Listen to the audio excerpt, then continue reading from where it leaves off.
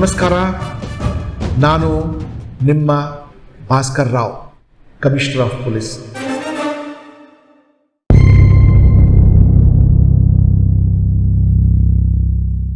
ನಮ್ಮ Fraser Town police ಸ್ಟೇಷನಿಂದ first casualty ಬಂದಿದ್ದು ನಮ್ಮ ಸಿಬ್ಬಂದಿಗೆ ಕೊರೋನಾ ಅಂಟಿದ್ದು. That was a big shock for us. ಏನಪ್ಪ ಇಷ್ಟು ಕೊರೋನಾ ಬಗ್ಗೆ ನಾವು ಮಾಡ್ತಾ ಇರುವಾಗ ನಮ್ಮ ಸಿಬ್ಬಂದಿಗೂ ಒಂದು ಕೊರೋನಾ ಆಯ್ತಲ್ಲ ಅಂತ. ಸೊ ಅವ್ರಿಗೆ ವಿಕ್ಟೋರಿಯಾ ಹಾಸ್ಪಿಟಲ್ ಅಡ್ಮಿಟ್ ಮಾಡಿ ನಾನು ಮತ್ತು ನಮ್ಮ DCP ಮತ್ತು ನಮ್ಮ ACP ಇನ್ಸ್ಪೆಕ್ಟರ್ಸ್ ಎಲ್ಲ ಸಹ ಅವನಿಗೆ ವಿಡಿಯೋ ಕಾನ್ಫರೆನ್ಸಿಂಗ್ ಮೂಲಕ ವಿ ಸ್ಪೋಕ್ ಟು ಹಿಮ್, ಧೈರ್ಯ ಕೊಟ್ಟು, and he recovered well. And ವಾಪಸ್ ಆಚೆ ಬರುವಾಗ ಈ celebrated his coming back, that ಚೆನ್ನಾಗಿ ಬದುಕೊಂಡು ಆಚೆ ಅವನು ಬಂದಿದ್ದಾನಂತ.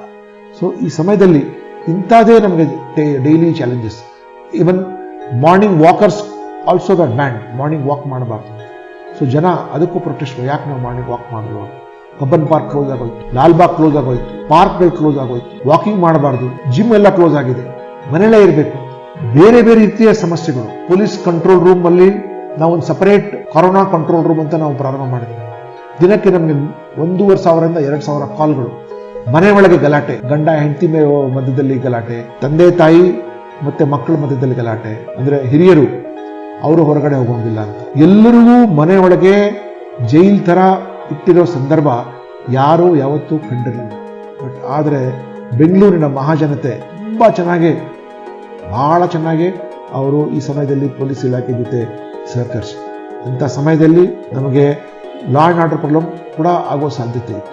ಬಟ್ ಡೇ ಟು ಡೇ ಇಂಥ ಒಂದೊಂದು ಚಾಲೆಂಜಸ್ ಇದಲ್ಲ, ಅದು we were able to overcome with these kind of things. Uber ಇರಲಿಲ್ಲ, ಓಲಾ ಇಲ್ಲ, ಮೆಟ್ರೋ ಇಲ್ಲ, BMTC ಇಲ್ಲ, KSRTC ಇಲ್ಲ. ಸ್ವಂತ ವಾಹನ ತಗೊಂಡು ಹೋದ್ರೆ ದಾರಿ ತುಂಬ ಚೆಕ್ ಮಾಡ್ತಾರೆ, ಹೇಗೆ ಹೋಗೋದು? ಆಂಬ್ಯುಲೆನ್ಸ್ ಕೂಡ ಲಿಮಿಟೆಡ್ ಆಂಬ್ಯುಲೆನ್ಸಸ್. ಸೊ ನಾವೇನು ಮಾಡಿದ್ವಿ, ನಾವು ಹೆಂಗೋ ಲಾ ಆ್ಯಂಡ್ ಆರ್ಡರ್ ಸಮಯ ಇಲ್ಲ, ನಮ್ಮ ಹತ್ರ 265 ಹೊಯ್ಸ್ಲಾ ವೆಹಿಕಲ್ಸ್ ಇದೆ, Ertiga vehicles. So we converted all these Ertiga vehicles into helplines. So ಯಾರೇ ಸಹ ನಮ್ಮ ಪೊಲೀಸ್ ಕಂಟ್ರೋಲ್ ರೂಮ್ಗೆ ಕರೆ ಮಾಡಿದ್ರೆ ಅವರು ಡಯಾಬಿಟಿಸ್ ಟ್ರೀಟ್ಮೆಂಟ್ ಹೋಗೋದಿರಲಿ, ಅಥವಾ ಕ್ಯಾನ್ಸರ್ ಟ್ರೀಟ್ಮೆಂಟ್ ಹೋಗೋದಿರಲಿ, ಅಥವಾ ಕಾರ್ಡಿಯಾಕ್ ಕೇರ್ ಟ್ರೀಟ್ಮೆಂಟ್ ಹೋಗೋದಿರಲಿ, ಅಥವಾ ಎಮರ್ಜೆನ್ಸಿ ಹಾಸ್ಪಿಟಲ್ ಹೋಗೋದು, ನಮ್ಮವ್ರು ಹೋಗ್ಬಿಟ್ಟು ಅವ್ರಿಗೆ ಪಿಕಪ್ ಮಾಡಿ ಆಸ್ಪತ್ರೆಗೆ ಕರ್ಕೊಂಡು ಹೋಗೋ ಸೇವೆ ಮಾಡೋದು. ಅಂಥದ್ದು 7,900 calls we have responded. But we were not charging any money. ನಾವು ವೆಯ್ಟ್ ಮಾಡ್ತಾ ಇರಲಿಲ್ಲ. ಅವ್ರ ಟ್ರೀಟ್ಮೆಂಟ್ ಆದ ನಂತರ ಮತ್ತೊಮ್ಮೆ ಕಾಲ್ ಮಾಡಿದ್ರೆ ಮತ್ತೊಮ್ಮೆ ಅವ್ರಿಗೆ ನಾವು ವಾಪಸ್ ಡ್ರಾಪ್ ಮಾಡ್ತೀವಿ. ಇದು ಒಂದೇ ಅಲ್ಲ ಸಮಸ್ಯೆ. ಬ್ಯಾಂಗ್ಳೂರ್ ಸಿಟಿ ಒಳಗೆ ಹಿರಿಯ ನಾಗರಿಕರ ಸಂಖ್ಯೆ ತುಂಬ ಜಾಸ್ತಿ ಇದೆ. ಅವ್ರ ಮಕ್ಕಳೆಲ್ಲ ಅಮೆರಿಕಾದಲ್ಲಿದ್ದಾರೆ, ಯುರೋಪಲ್ಲಿದ್ದಾರೆ, ದುಬೈಲಿದ್ದಾರೆ, ಬೇರೆ ಬೇರೆ. ಅವರಿಂದ ನಮಗೆ ಕಾಲ್ಗಳು. ನೋಡಿ, ನಮ್ಮ ತಂದೆ ತಾಯಿಗೆ ಮೇಡ್ ಸರ್ವೆಂಟ್ ಇಲ್ಲ, ಡ್ರೈವರ್ ಇಲ್ಲ, ನೋಡ್ಕೊಳ್ಳೋರು ಯಾರೂ ಇಲ್ಲ, ಅವ್ರಿಗೇನಾದರೂ ವ್ಯವಸ್ಥೆ ಮಾಡಬೇಕು. ಸೊ ಅದನ್ನೂ ಕೂಡ ನಾವು ಪ್ರಾರಂಭ ಮಾಡಿದ್ವಿ. ನಾವು RWS ಜೊತೆ ಮೀಟಿಂಗ್ ಮಾಡಿಬಿಟ್ಟು ಅಲ್ಲೇ ನಾವು ಹಳ್ಳಿಯಿಂದ ನೇರವಾಗಿ ತರಕಾರಿ ಗಾಡಿಗಳು ಏನಿದಲ್ಲ ಅಪಾರ್ಟ್ಮೆಂಟ್ಸ್ಗೆ ಕೊಟ್ಟು ಕಳ್ಸೋಕ್ಕೆ ಶುರು ಮಾಡಿದ್ವಿ. It was A very good experiment. ಅವ್ರಿಗೆ ಒಳ್ಳೆ ರೇಟ್ ಕೂಡ ಸಿಕ್ತು ಅವ್ರಿಗೆ. ಮತ್ತು ಹಿರಿಯ ನಾಗರಿಕರಿಗೆ ನಾವು ಸುಮಾರು ಕಡೆ ಹೋಗಿ ವಿಸಿಟ್ ಕೂಡ ಮಾಡಿದ್ದಾರೆ ನಮ್ಮ beat constables. They have gone and visited the senior citizens. ಅವ್ರಿಗೆ ಔಷಧಿ ಬೇಕಾಗಿರೋರಿಗೆ ಔಷಧಿ, ಹಾಸ್ಪಿಟಲ್ ಬೇಕಾಗಿರೋ ಹಾಸ್ಪಿಟಲ್, ಕೆಲವ್ರಿಗೆ ಊಟದ ವ್ಯವಸ್ಥೆ ಬೇಕಾಗಿದ್ದರೆ ಅವ್ರಿಗೆ ಇಷ್ಟು attach them for food regulations. So ಈ ರೀತಿಯಾಗಿ ಇಷ್ಟು ದೊಡ್ಡ ಮಹಾನಗರಕ್ಕೆ ಮಲಗಿಸ್ಬೋದು ಹೊರತು ಸಾಯಿಸೋಕ್ಕಾಗೋದಿಲ್ಲ. So it was alive, but extremely restrain.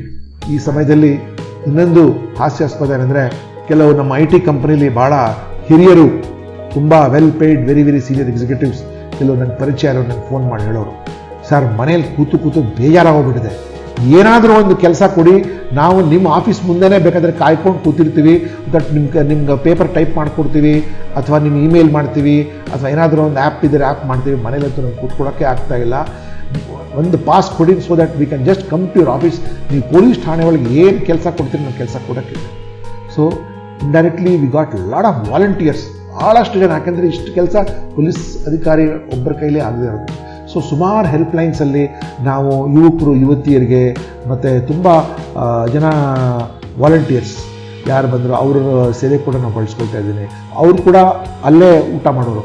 So police ಠಾಣೆಯಲ್ಲಿ ಒಂದು 100-120 ಜನ ಸಿಬ್ಬಂದಿ ಇದ್ದರೆ ದಿನಕ್ಕೆ 500-600 ಜನಕ್ಕೆ ಟಿಫನ್ ಮಾಡೋ ಆಗೋದು, 600 ಜನ ಮಧ್ಯಾಹ್ನದ ಊಟ ಮಾಡೋರು, ಒಂದು 600-700 ಜನ ರಾತ್ರಿ. ಇದು ಒಂಥರ ದೇವಸ್ಥಾನ, ಅನ್ನ ಸಂತರ್ಪಣೆ ಮಾಡೋ ದೇವಸ್ಥಾನ ಥರ.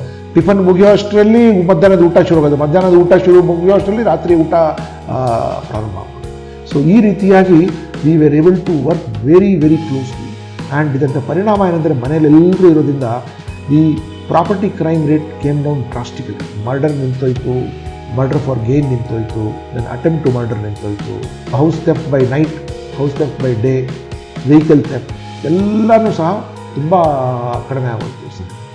ಮುಂದಿನ ಸಂಚಿಕೆಯಲ್ಲಿ ಇನ್ನೊಂದು ಹೇಳ್ತೀನಿ, ಯಾವ ರೀತಿ ನಾವು ಮೈಗ್ರೆಂಟ್ಸ್ ಜೊತೆ ನಾವು ಡೀಲ್ ಮಾಡಿದ್ದೀವಿ ನಾವು, ಮತ್ತು ಯಾವ ರೀತಿ ನಾವು ಬೇರೆ ತಬ್ಲಿಕೆ ಜಮಾತ್ ಸಮಸ್ಯೆ ಆಗುವಾಗ ಮತ್ತು ಪಾದರಾಯಣಪುರದಲ್ಲಿ ಯಾವ ರೀತಿ ಸಮಸ್ಯೆ ಆಯಿತು ಅಂತ ನಾನು ನಿಮಗೆ ನೆಕ್ಸ್ಟ್ ಸಂಚಿಕೆಯೊಳಗೆ ನಾನು ತಿಳಿಸ್ತೀನಿ. Thank you very much.